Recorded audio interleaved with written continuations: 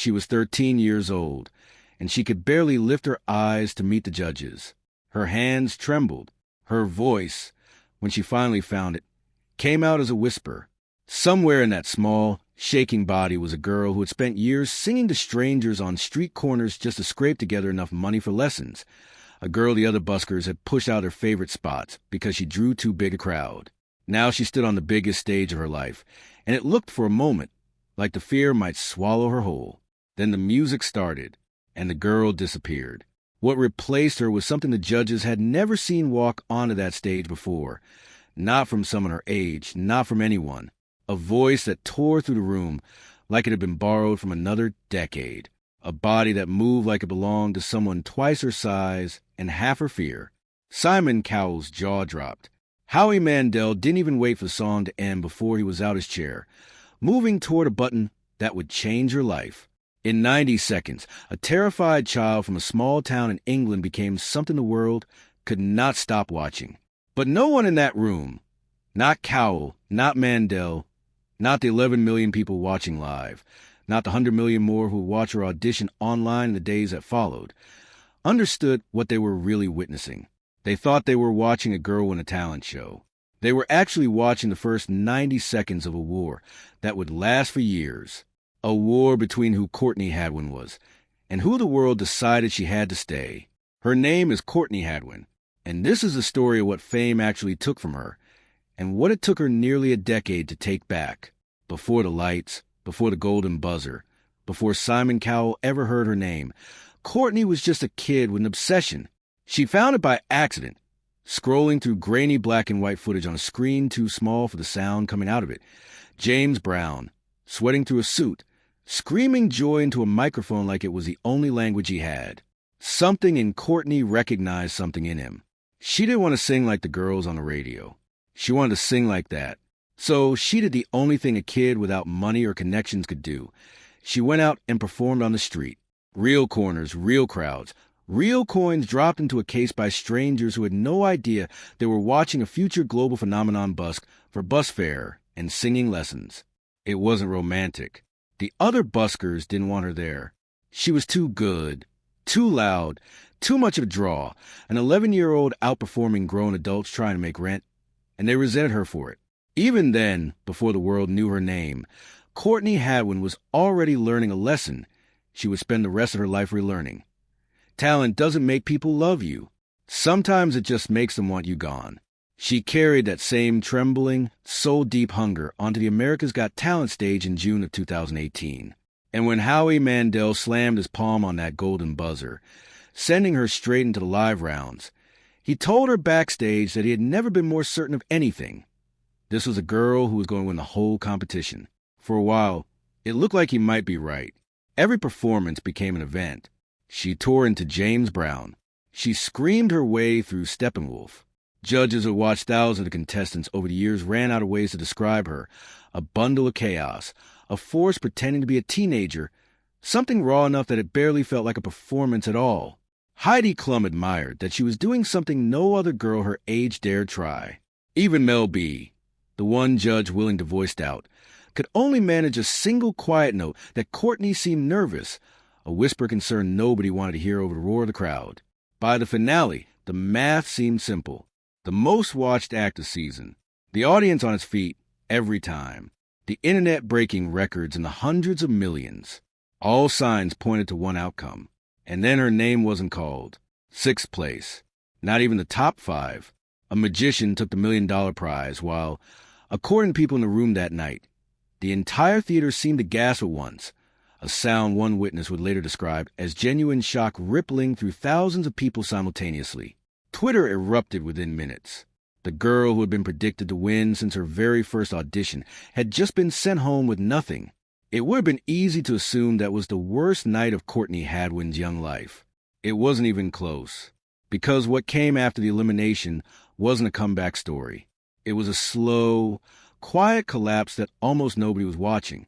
Simon Cowell signed her within months, a deal most 14-year-olds couldn't dream of, with a man who called her a lion just weeks earlier now vouching for her personally. For a moment, it looked like the fairy tale was simply delayed.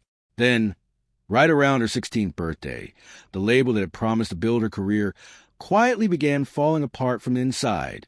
Restructuring, departures, the kind of corporate collapse that happens in boardrooms far away from the artist whose entire future depends on it. Courtney didn't lose her deal in a dramatic phone call. She lost it the way so many young artists do. Slowly, through silence, through a team that stopped calling, through a career that had been promised to her and then simply evaporated. She was left standing in the wreckage of an industry that no longer had a place for her, holding a version of stardom that had already expired before she'd had the chance to grow into it. What followed was worse than losing a record deal.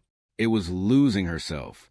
The songwriters they placed her with didn't understand what made her Courtney in the first place.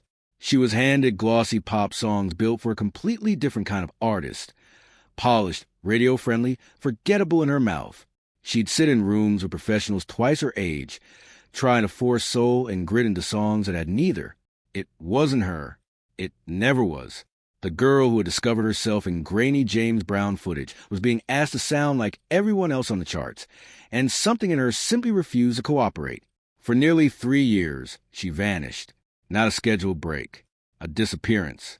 Between 15 and 18 years old. The years most teenagers spend figuring out who they are with the luxury of privacy. Courtney was instead trying to rebuild an identity the industry had nearly erased, entirely out of public view. Her fans assumed she'd walked away from music altogether. What they didn't see was a teenager quietly writing, again and again, try to claw her way back to the sound that had made Howie Mandel leap out of his chair in the first place. The turning point came almost by accident. A producer named Kevin Bowe, a man who had actually worked with the kind of soul and blues legends Courtney had grown up idolizing. For the first time since the finale, someone in a room with her understood the assignment without her having to explain it. Slowly, painfully, over years, an album began to take shape. She called it Little Miss Jagged, a title that admitted, right in its name, that her path had never once been straight. But rebuilding her sound didn't rebuild her safety. While she wrote, the internet turned on her in an entirely different direction. Old footage resurfaced from a competition she'd done years earlier, and suddenly her stage fright, the very thing that had made her golden buzzer moment so electric, was being reframed as an act, a performance within a performance. Strangers online decided, without evidence, that her trembling hands and whispered answers had all been calculated for shock value. It didn't matter that nothing about the rules had been broken or that she'd never hidden her past. The internet didn't want facts. It wanted a villain, and a 14-year-old girl fit the role conveniently enough. That online cruelty followed her home, literally. Classmates in her small English town mocked her voice in hallways. She couldn't escape the way she could log off a phone. Her own parents, who had feared exactly this kind of exposure, watched helplessly as the spotlight they tried to shield her from found her anyway, in the one place she was supposed to feel safe. Through all of it, the collapsed label, the identity crisis, the trolling, the bullying, Courtney did the only thing she knew how to do. She wrote. Every unbearable year between 15 and 20 became a lyric, a diary entry disguised as a song. One track in particular became the emotional center of everything she'd been carrying. A furious, aching song about the exhausting demand to stay exactly who people had decided she was at 13, forever, no matter how much she grew. She had said the world seemed one her frozen in time, still shaking, still whispering, still safely small, and that daring become anyone else felt to her audience like a betrayal. She thought finishing the album might finally end that fight. She was wrong. In the summer of 2025, 1 month after finally releasing Little Miss Jagged on her own terms, Courtney walked onto a festival stage in Portugal wearing an outfit that had nothing to do with the shy schoolgirl from 2018, bold, confident, unapologetically grown. It should have been a celebration. Nearly a decade of struggle, finally standing on stage as exactly who she wanted to be. Instead, within 24 hours, she was buried under more than 200 cruel messages. The same accusation that had haunted her since she was 14 came roaring back. That she was fake, desperate, performing for attention. People picked apart her body, her clothes, the audacity of a 21-year-old daring to look like an adult. The very evolution she'd spent years fighting to earn was treated, once again, as a betrayal of the girl they remembered. It was the cruelest kind of proof. She had done everything right, survived the collapse, found her sound, written her truth, released into the world with nothing left to hide. And still, the moment she stopped being the trembling 13-year-old they'd fallen in love with, the applause turned back into judgment. And yet, she didn't disappear again. Because somewhere between the busking corners of her childhood and the wreckage of a record deal that fell apart before she turned 16, Courtney Hadwin had learned the one thing fame never taught her: how to survive being unloved by the very people who once couldn't stop watching her. Little Miss Jagged isn't a comeback album. It's a record of everything that tried to break her and didn't. Every uneven, imperfect, hard-won inch belongs entirely to her now. Not to a label, not to a panel of judges, not to strangers online who wanted her to stay 13 forever. The girl who once couldn't lift her eyes to speak to Simon Cowell grew into a woman who no longer needs anyone's permission to be seen. She is still writing, still evolving, still, in her own words, jagged, and for the first time in almost a decade, entirely, unapologetically her own.